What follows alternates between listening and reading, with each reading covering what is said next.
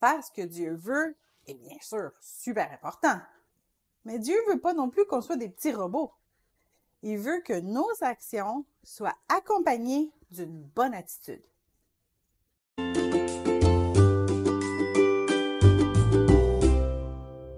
Dès notre plus jeune âge, on commence à suivre des ordres sans y mettre notre cœur.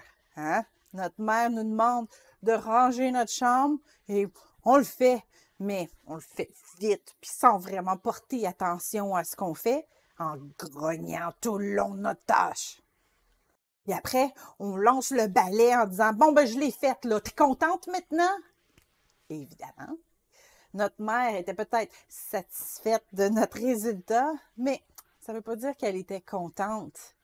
Si la même tâche avait été faite avec un esprit de collaboration, de partenariat ou une certaine reconnaissance, probablement que notre mère aurait été non seulement satisfaite, mais elle se serait sentie appuyée, choyée. Donc, le problème n'est pas dans l'action, mais dans l'attitude. Et vous savez quoi? C'est encore un problème qu'on a aujourd'hui. Pensons à notre travail. Pendant les premiers mois d'un nouvel emploi, on travaille avec passion, avec reconnaissance. Nos résultats sont accompagnés de bonne humeur. Mais après des années au même emploi, notre attitude change complètement. On continue à faire notre tâche, mais avec une attitude lasse et en se plaignant tout le temps de nos conditions. Notre paye va être la même, qu'on fasse notre travail avec joie ou qu'on fasse notre travail en grognant, mais on ne va pas en retirer les mêmes bénéfices émotionnels, psychologiques. C'est pour ça que Dieu nous demande d'être intentionnels dans nos actions.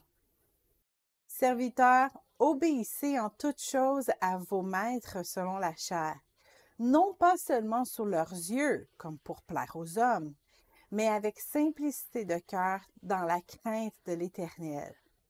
Tout ce que vous faites, faites-le de bon cœur, comme pour le Seigneur et non pour les hommes, sachant que vous recevrez du Seigneur l'héritage pour récompense.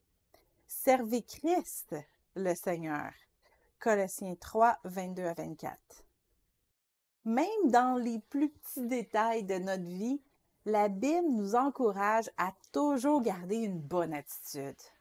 Soit donc que vous mangiez, soit que vous buviez, soit que vous fassiez quelque autre chose, faites tout pour la gloire de Dieu.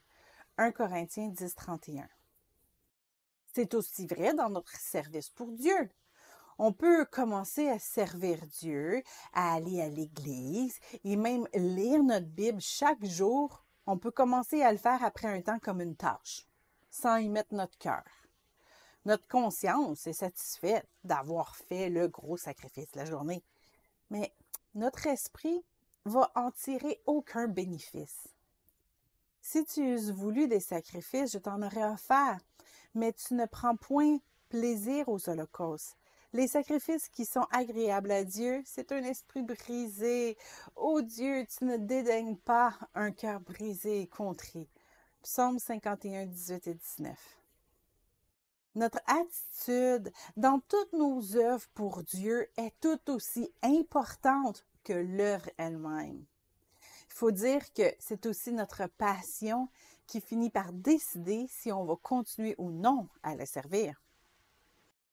Pour les célibataires, l'attitude est aussi un atout. Beaucoup de conseillers suggèrent de participer à toutes sortes d'activités sociales pour augmenter les possibilités de rencontrer un futur partenaire. Mais si on participe aux activités avec une attitude défaitiste ou désespérée pour trouver un partenaire, ou si on participe avec une attitude hautaine, où on pense que il n'y a personne qui est assez bon pour moi, ben notre belle action de s'être présentée, elle ne va pas nous donner aucun résultat. Non seulement on ne risque pas de faire de nouvelles connaissances, mais dans notre propre état émotionnel, on va être dévasté. C'est pas suffisant de faire des pas dans la bonne direction. Il faut aussi surveiller avec quelle attitude on avance.